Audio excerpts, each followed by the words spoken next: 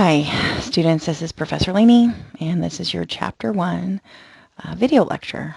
And what you can see here is this looks like a lot, but what I've decided to do since I switched over to a new book, and frankly, I'm kind of tired of PowerPoint, and I think a lot of us are, I decided to use Prezi. So the entire semester is in one presentation, except for we'll just hone in on each chapter for each lecture. We'll do that. So as you see here, this is your Introduction to Exceptionality, SAC Child Development 205. And again, these units is what I broke down kind of on the syllabus. And let's get started. I'm going to try and keep these lectures to about 20-30 minutes. Let's set the timer here so I know what's up. And I want to make sure that I'm being respectful of your time and my time, and I know people kind of check out after 20 minutes. So let's do a timer. Let's give myself a 20-minute little window, and it'll give us an idea of what's up. And let's go. Okay, good. So, again, this is us. This is me, Professor Laney.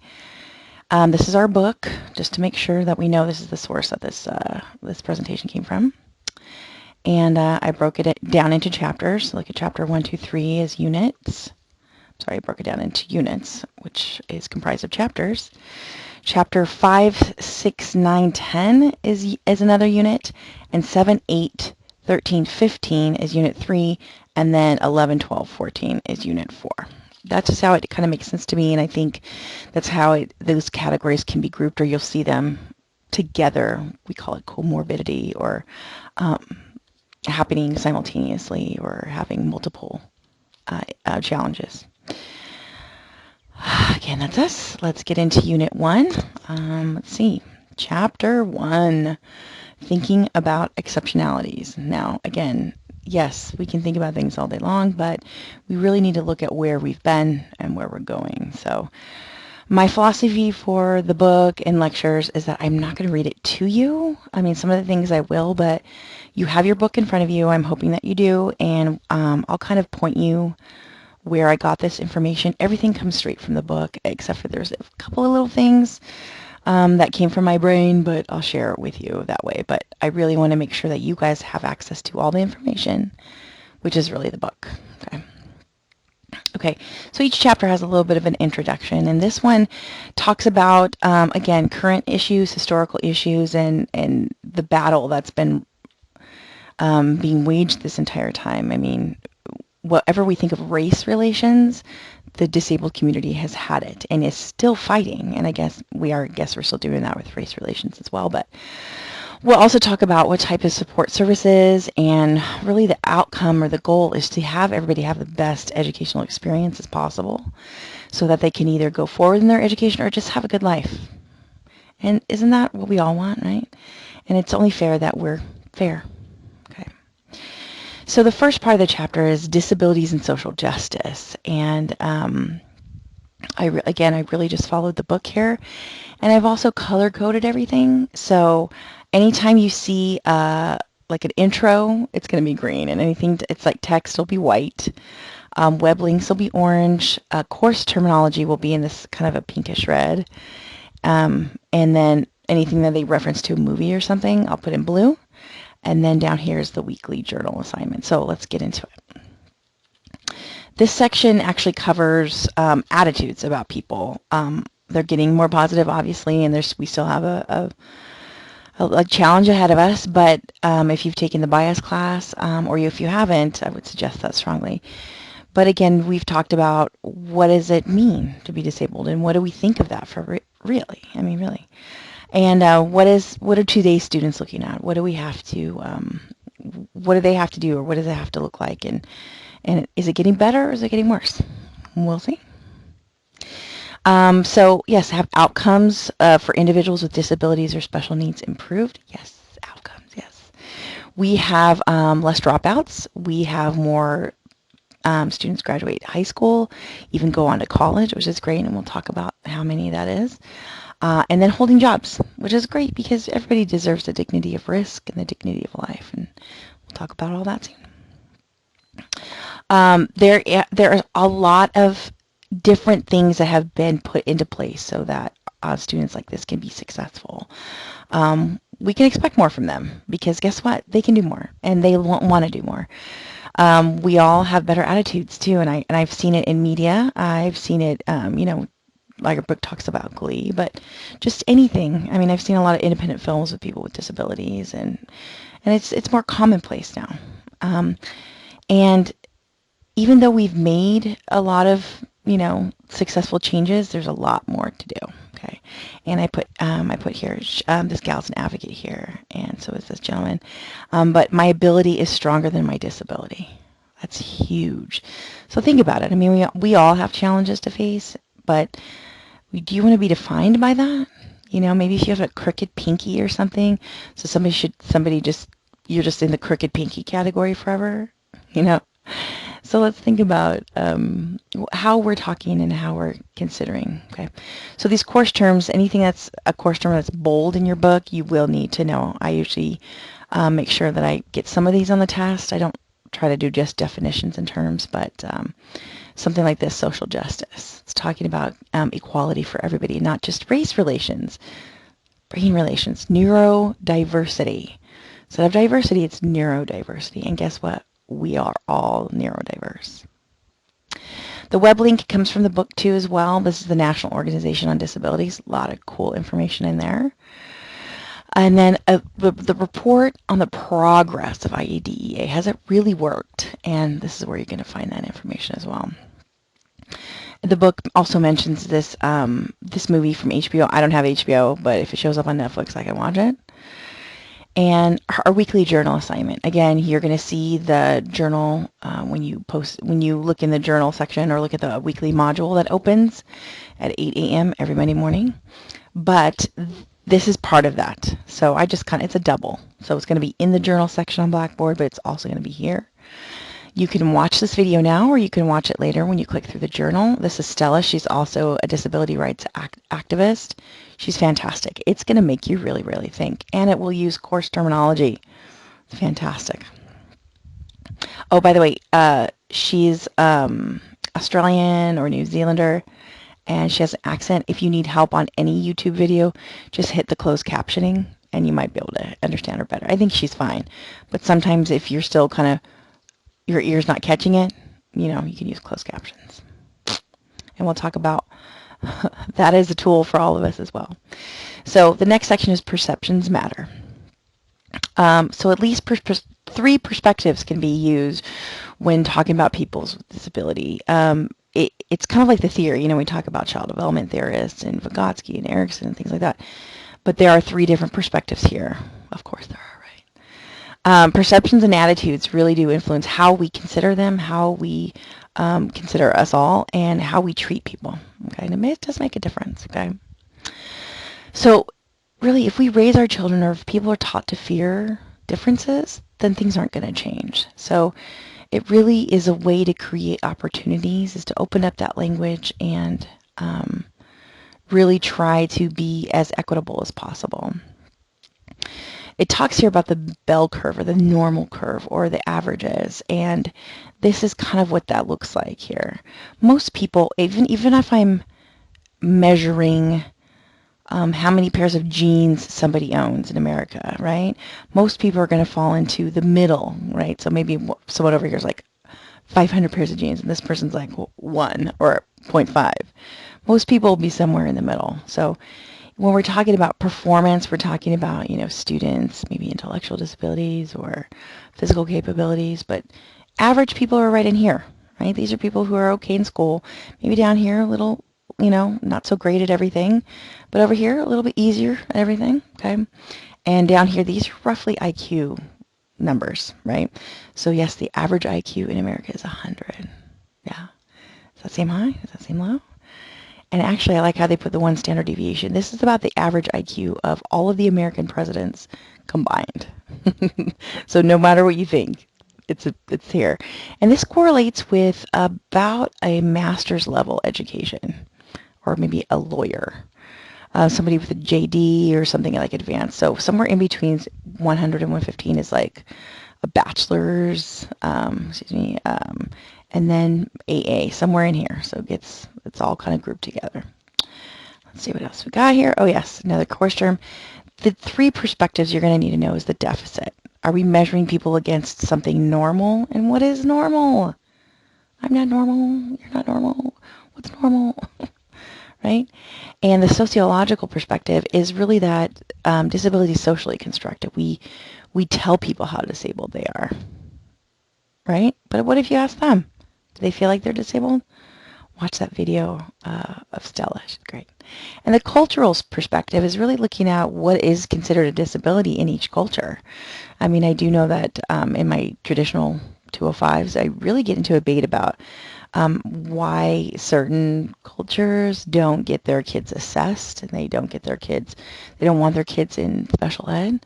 Well, every culture has a different way. Okay, is it right? Is it wrong? Really what we do is look what's best for the student, not what's best for the dominant culture or the subculture, but what's best for the student. And if you're interested, you can look at this mini lesson of a normal bell curve. It's optional. That's why I put it in this kind of a gray. So anything I wanted to give you guys, my extra 2 cents goes in that gray. Now, disability is a minority, and I really liked how the book pushed this out in a section here. But just like other historically underrepresented groups, like you name it, women or the Japanese or Latinos or immigrants or whoever, even the Irish, anybody who came through Ellis Island, the gays, anybody, right? Underrepresented groups, people with disabilities are a minority. It's not the majority, right? And we'll talk about statistics later, but there's barriers that people have that maybe the rest of us just don't understand.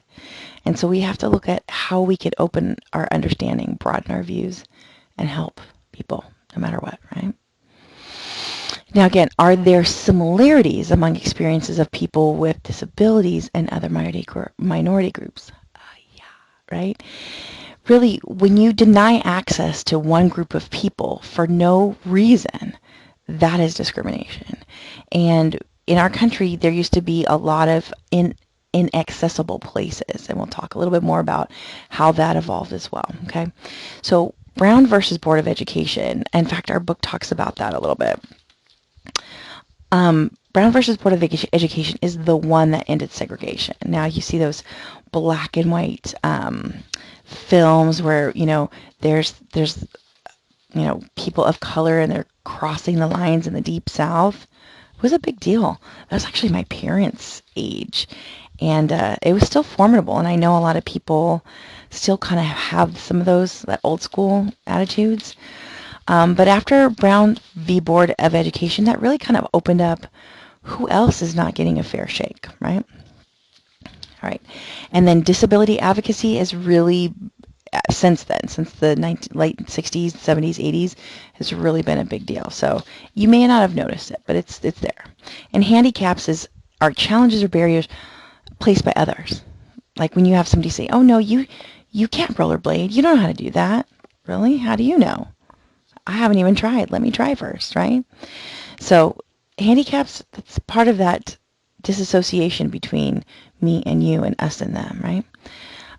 Community presence is a goal, right? Just to be out in the community. Who wants to be stuck in their house all the time? Okay.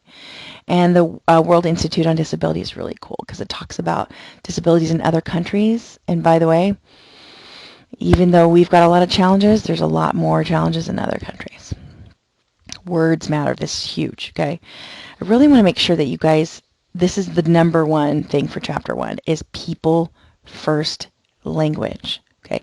People first language, okay? So they are people first that happen to be in a situation or happen to have something that didn't form right in their limb or their cleft palate or something like that. So it is a person with a disability, not that disability is them, right? And the words we really use, that makes a difference, makes a huge difference. Just like you. I mean, do you prefer the term Latino, or do you prefer the term Mexican? It's you. How about somebody prefer the term I'm black or I'm African American? It's really an empowerment. And when we call somebody by the wrong term, we're really just saying, well, I'm this way and you're that way, and that's not right. So stop. It stops here, okay? The way we talk is important, and that language really shapes our culture and stereotypes, right? Is it the black dude or is it the African American gentleman, right? There's a difference. Or is it that fat chick, or is it right? How are we talking about people, right? And by the way, obesity is a disability, so we have to watch about too. Not in the schools, but we'll talk about that as well. Now, again, people first language. Hint, hint, this will be on your quiz and your test. Okay, you may say people with disabilities. Okay, any noun, then the adjective that describes it. So a person, a student, a kid, a friend, a child, an adult, right? Any of these. An individual, persons, people, right? People with, student with, person who has, child with, and an individual with. And we don't say somebody who suffers.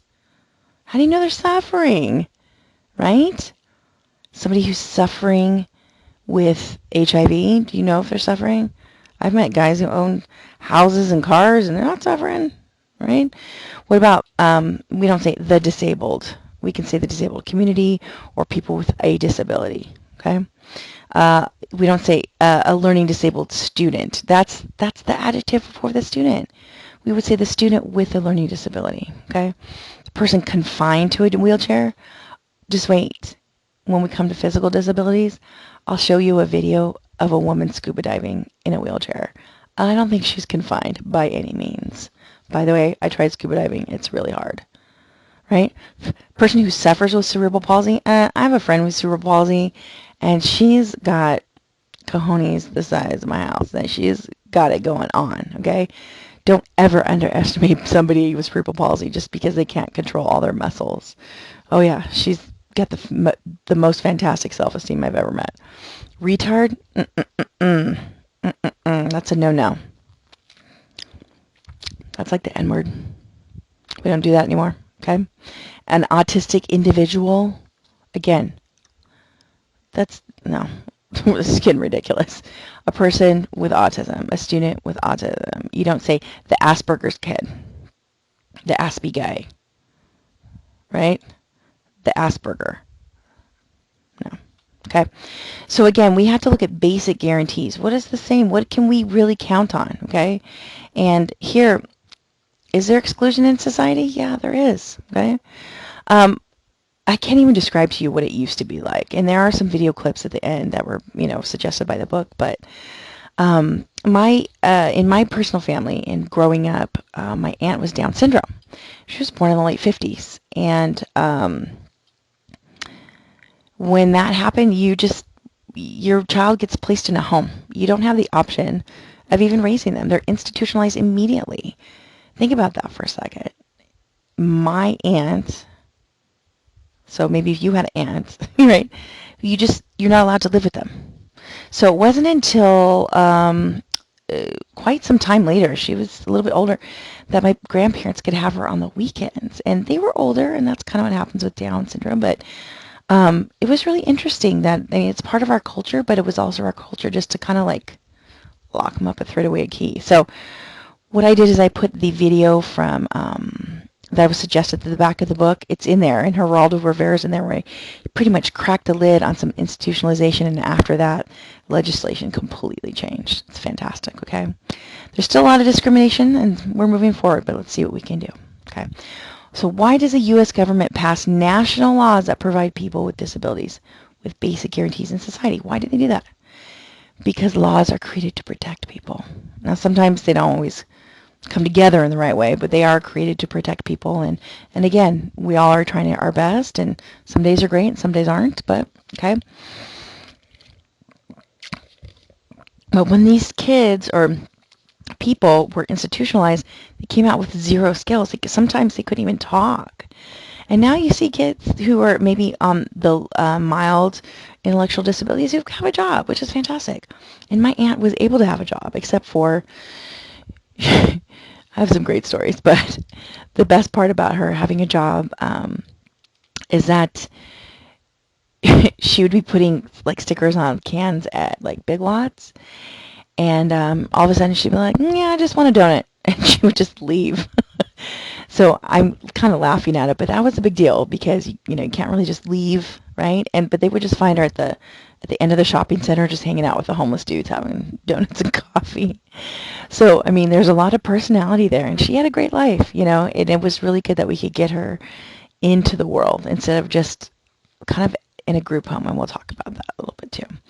So, her group home wasn't great. I mean, it wasn't bad, but there was ones that were good and some that weren't.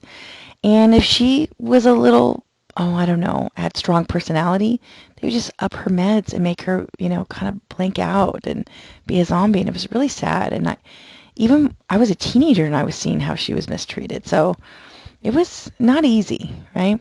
Disability Rights International, again, what does it look like to be an international in a different country with a disability? Sometimes the treatment is extremely poor. It's borderline abusive or based even worse, okay? Human Rights Watch will kind of give you a 411 on like different things which is going on in different countries, right? So is there exclusion in education? Yeah, there was. And before 1975, kids just weren't allowed in school. Can you believe that? I mean, this is my lifetime. Kids weren't even allowed in school. Oh, I'm sorry, you're this or you're that and you can't come here. But even in 1991, only a third of students with disabilities attended general education classes for 80% of the day, while today it went from one-third, which is 33%, to 60%, which is like doubled almost, which is great. So, incidentally, my son is on the spectrum. I think I mentioned that in the welcome video. He is in a regular class. He's been in a regular class since kindergarten. His cognition is not the issue. It's the behaviors and the impulsivity and the energy. But yeah, they've requested an 80-20 day for him. We might look into that, but he doesn't really need it. He's fully integrated. It's been that way since kindergarten. So why did the government pass national laws? Okay. Think about it. In 1948, only 12% received any special ed services. Like only 12% of students with a disability even went to any school. 12% is crazy. But in 1970, it only went up to 20%. Again, this is crazy. And some states has laws to exclude. Well, we will exclude. And that was a law. It's crazy. But even up to 1962, only 16 states had laws to include even the mildly cognitively challenged. Just blows my mind. Our world is so different from that. I'm really glad I'm here now instead of them. I don't know how I would have handled that mistreatment. It's crazy, okay? But by the 70s and the 80s, more and more protections were coming, again, as the movement gained steam and more people were looking at the mistreatment of individuals, or they just wanted their family together, okay? Think about this for a second. 1 million children with disabilities were excluded from public school. 4 million children with disabilities were not receiving appropriate services. Services weren't good or they were inadequate, or the parents had to drive and they had to pay out of pocket. No, not anymore. Okay. Let's see. And legal protections. This is huge, okay? IDEA, and we'll learn about that in a second, guarantees students with disabilities free, appropriate public education. That's called FAPE. Learn that. And the least restrictive environment possible. That's LRE. Those are the two things that you're going to learn here.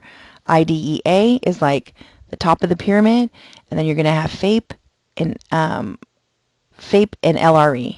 That's it. And we'll talk about that a little more. And then the ADA protects everyone, and we'll see how that's universal for us. Okay. Several laws were put into action to protect everybody, right? But then there's more for those who need it, who need the help, right? So the ADA is something that kind of protects us all. If you've seen the curb cuts or elevators in every building or the width of a door or things like that, that is a requirement for ADA. And we all benefit in that. I mean, even sometimes if I'm distracted and I'm crossing the street, I'll hear the beep of something or I'll feel the bumps where my feet are, right? Those are universal design, okay? Here we are. It's how we build new buildings now, and now that we're also retrofitting buildings, old buildings for ramps and things like that. And so it's, again, it's a process. It's been working, but it's not 100% done, but it's getting close, okay? Now, Section 504 is kind of like the pre-IDEA, okay? And it was the first first law to like protect people with disabilities, okay? 504, so you'll hear this, Section 504, okay?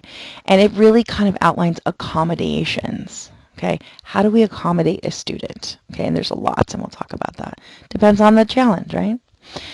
Now, IDEA is kind of like, you know, the big man on campus here. This is the one that was like originally passed in 75 and then kind of morphed, but it really protects all students, and it's the one we have to abide by. It's federal law. So we talked about free, appropriate public education, FAPE, okay? FAPE. You might just see this acronym, FAPE, know it, okay? It just basically is a guarantee. It's like the syllabus, you know? I have a syllabus, you have the syllabus, it's like our contract together. It's free. I mean, that syllabus I have to provide, right? I mean, you paid your fees, of course, but that's part of the deal, right? And then the least restrictive environment, not the most restrictive environment, the least restrictive environment, which is kind of a fancy term for mostly with the normal kids, right? I don't like even using the word normal. We would say typical learners. You want to have your student with disabilities as much interaction with typical learners so they can learn what typical learners learn and be just like typical learners. Doesn't that make sense? Right? So just remember LRE and FAPE. Okay. Then if we look at the exceptionalities and we really describe, there's different types of descriptions, right? Now, IDEA really kind of breaks down what is a disability and what is considered as a disability. Like, for example, I have glasses, right? Does this make me disabled? Do I get a handicap placard and I get to park in the blue spots? No. I put on a tool, glasses, and I can see, right? Maybe it's still not 20/20, but I'm not disabled. So here, IDEA outlines that out, but I do want to also show here that students who are gifted are not protected under IDEA. And we'll have a whole chapter on that later, but that's the only exclusion, really. Okay, remember there are 13 categories. There is a chart in our book on page 19. It's by prevalence, and we'll talk about that in a sec. But just remember, the disability has to affect the classroom setting. If the kid is totally fine at school and they go home and they're crazy, and the parents say, come test my kid because he's crazy, the teachers are like, well, we can't help you because he's fine in the classroom or she's fine in the classroom. So all of these accommodations are for the classroom, not for home, not for life, and not for a job. Later, we'll talk about that. Again, it depends on how disabled somebody is. Okay. Oh, let's go back. Students may have multiple categories, but they're usually only classified in their first category. So, for example, my son Peyton, he is categorized as ADHD, which is under other health impairments, and I'll show you in the next slide. Number 2, autistic, and number 3, ED, emotionally disturbed. So this is a chart from our book. It's not super great. It's on page 19 again, but you'll see here in terms of prevalence, meaning how common learning disabilities, specific learning disabilities, meaning that there's more than one under here. It's not just dyslexia. There's dysgraphia, dyscalculia, things like that. So, and then speech or language, that's the next. These two combined are bigger than most all of these all together, right? Then autism and other health impairments, this is the tricky one, and I'm gonna show you this right here. Includes ADHD. So ADHD doesn't have its own category. It's kind of weird. But probably in the next, decade or so it might have here. And then we have intellectual disabilities, which we used to call mental retardation. Emotional disturbance. Now, I want to be very clear here, too. This is not a doctor's term. This is a school term, right? Doctors would treat this completely different. In fact, I took Peyton's category back to his doctor, and I said, what do you think about ED for Peyton? She goes, I don't think much about it because it's not a doctor term. It's a school term. So we'll talk about that more in that chapter. But multiple disabilities, there's people have multiple severe disabilities. Deafness or hearing impairments. Orthopedic impairments means things in the body. Maybe their feet aren't right or their arms aren't right. Visual impairments, deaf blindness, traumatic brain injury, and this one it was developmental delays, but you can look at that in your book. So prevalence is like how common things are, right? It's not equal across the categories. Some of the categories are more prevalent than others, right? But severity is different. So again, you could have a learning disability and be severe, or you could be mild. You could have an orthopedic impairment and it might be severe or might be mild, right? You may have a speech impediment and it may be severe or it might be mild.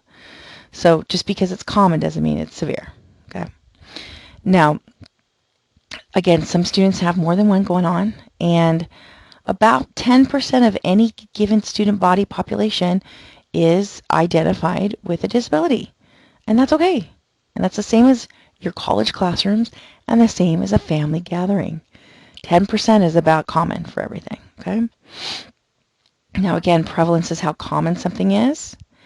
Now some things are high incidence, like very common, and some are low incidence. So let's go back and look at the high incidence ones.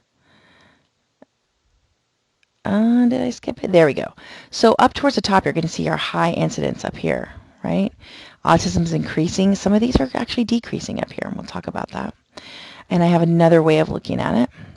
Okay, there's our prevalence. High incidence, low incidence, uncommon ones, right? Okay. Low incidence. I'll double check that one. Okay. Now again, this is kind of how common. You saw the categories on the other page, which is just little boxes. But look at here. 35% of students identified with a disability have a learning disability. But autism is only like way down here. Isn't that crazy? People think autism is so massive and are so common. It's like, no, learning disabilities are, look at 1, 2, 3, like 4 times more, right? Because 8 times 4 is 32. Like 4 times more prevalent, 4 times more common is a learning disability. So guess what? If you have one, because I'll tell you later I have one, it's not the end of the world and you can get around it, but it's pretty common. Speech or language impairment, look at that. Almost 3 times as much as autism. And then OHI, this is where you're going to be ADHD here. Now you're going to see a lot of this blurring together too, and down here, all the rest of the categories that don't show up on here, they're less than 1%. So isn't that crazy? So it just kind of gives you a little bit of a breakdown. This is interesting. If you can look at the number of students who are identified, and it's not a lot actually. You would think that so many students are special needs, but they're not. So check that out. Okay. Now, I'm sorry. I'm going to go back one. Now, progress and promises. Like what's next? How are we moving forward? Students with disabilities are achieving results. Yes, they're getting better. They're doing what they want to do. I mean, we've all seen people who are so successful and doing things despite their challenges. And again, watch that video with Stella. She's fantastic. Okay. There's more participation than ever. And yes, look, how can we say that things are not increasing? They are. We have a ways to go, but graduation's up again. It has to do with the tech and new research and new approaches and new connections on how we can help people properly. But we always have more work to do. But again, learning knows no boundaries. There's no reason for people not to be able to learn. Most people want to learn, even if it's not super hard stuff. But maybe they just want to learn, maybe a cooking class or how to order their own food, count back money. Yeah, people want to learn. So now, while some technologies are developed specifically for people with disabilities, the rest of us can kind of use some of those ideas as well. So let's see what we have here. Oh, and there's all these innovations that are helping people in general, living longer, more mobile, being able to access things like the internet. So fantastic. Even how blind people can use the internet. Did you know? It's crazy. We'll talk about it later. Excuse me. Now, have people with disabilities achieved all the progress that is reasonable to expect? No. we don't know what the future is going to hold, but there's more progress to be made. But again, some of the innovations that have been helping all of us is I don't have to step down off a curb, or I've got the little bumps that even help my shopping cart. It's fantastic. Closed captions, they help. Even if you're learning a new language, closed captions help. And even video chat. And I even have people with ASL using video chat. And there's even an app that helps people use video chat. Okay? You must be the change you wish to see in the world. And that's from Mohandas Gandhi. I thought his name was Mahatma, but I could be wrong. I just got that one, and that's a little picture of him right there. Okay. Now, that's it. Let's review and see what's going on here. The summary is going to look like this, pretty much every chapter. So, disabilities and social justice. Outcomes are better, but we really need to look at our treatment on a very consistent basis and have it be appropriate across all different people. You know, if we all start using that people first language, it would change our society dramatically. And so I'm curious to see how that works. Now again, there's 13 categories. Make sure you know them. Okay, that's going to be probably on a test.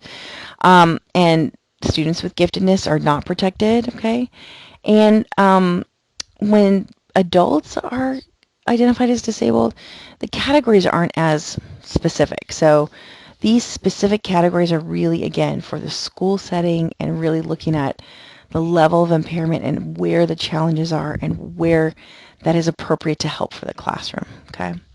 Like, for example, learning disabilities on the decline, which is great, even though maybe autism is on the incline. And again, arriving at basic guarantees, we talked about how there's national laws that protect people, and even though they used to be excluded. And then the IDEA that's it. That's the one you need to know. So I put here, ADA plus IDEA equals FAPE and LRE. Go back and look at those acronyms if you don't know what they are. Okay. Again, I put those all in course terms as well. And again, progress and promises. Yeah. Are we moving forward? Yeah. What can we expect? Okay. More students in college, and I think that's great. So again, I encourage you, if you think you may have some challenges with taking tests, or I know some people do take online classes because they want to hide a little bit, that's fine. But go get assessed by DSPS, because they'll tell me when I set the timer for the quiz, I can set your timer longer if that's what your accommodation is. There's no better way to learn about accommodations than going and accessing that resource yourself. Okay. And again, adults with disabilities have a more full life, and technology is really helping, but we always have further to go. Let's see. So in the back of our book, it talks about IRIS, which I actually am a big fan of. IRIS is just kind of like the name of a module, these set of modules that came through that are set up through Vanderbilt University in Tennessee.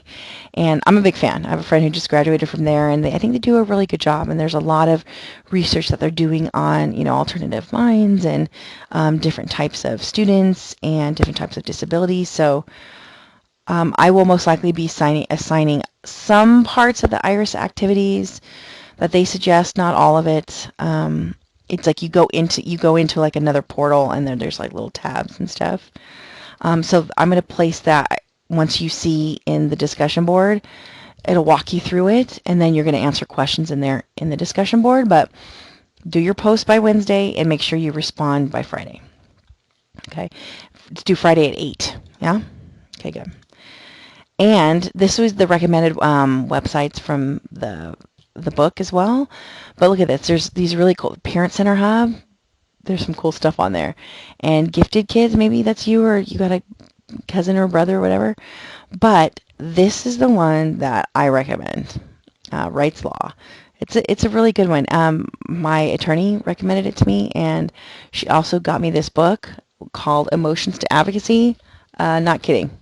I have it here. It's really great. It's actually been helpful for me as a mom. It really it's like a workbook, and it helps you set goals, and it'll help identify if your goals are appropriate or not.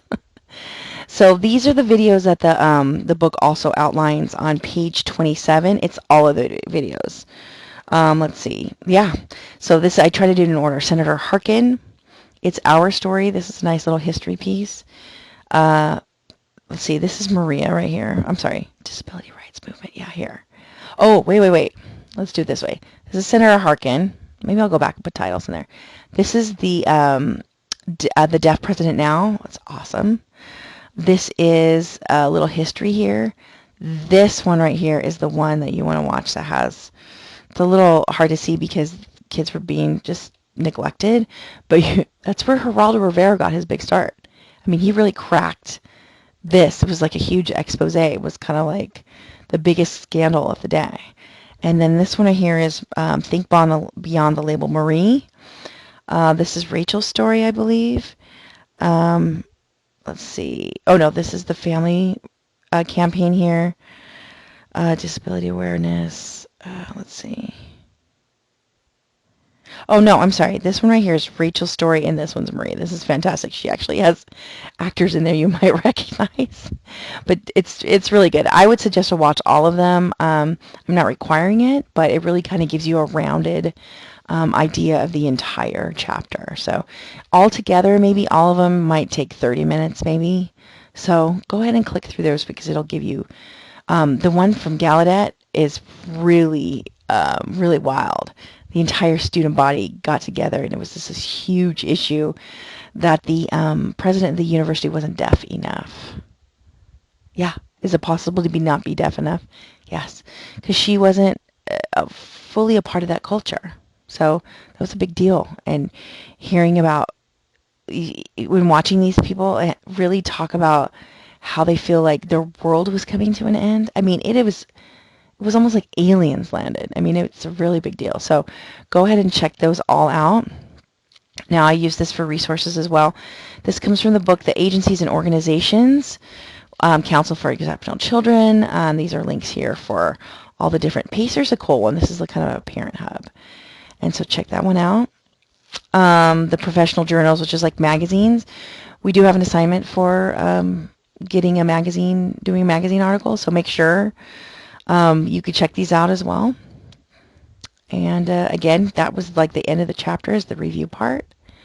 But don't forget, we have a quiz, chapter 1, due by Sunday by 8 o'clock. I'll have it probably ready by Wednesday, so just in case somebody's an overachiever wants to do it early, that's fine. But it's super easy. It's 5 true false. I'm sorry. Do I do 5 and 5? No, I do 10 and 10. 10 true false and 10 multiple choice. You can do it, right? And each one's worth a half a point. So don't freak out. And you know what? I gave you guys 2 chances to do it, and you have your book. So pretty much you should get whatever grade you want on that. Like, if you got like an 8 out of 10 on the first try, you could probably go back and do it. You get a 10 out of 10. And don't let those little points slip away, even though points aren't everything, like I said. But you know that you have the ability to get 100% on everything. Just make sure your internet's good. Do it in the library. I give you guys 30 minutes to do it. It shouldn't take you that long. So that is your chapter 1. I'm really proud of the work that I did here. I really hope that it's dynamic and interesting enough for you guys. And I want to make sure that we all have a great semester. So again, any questions, put them in the question discussion board. And, you know, read the book, watch this. That's going to be your Monday, Tuesday situation. Wednesday, do your first discussion board post, and maybe you can even do your journal by then. But I left the journal due date till Friday, so you can really kind of take your time with this stuff and watch the video that I put in the journal and really think about it, right? And actually have a nice little journal piece in there. You can journal more than once, and that would help with if I had any questions about your commitment. You can journal as much as you want. Consider it your blog. Only you and me can see it.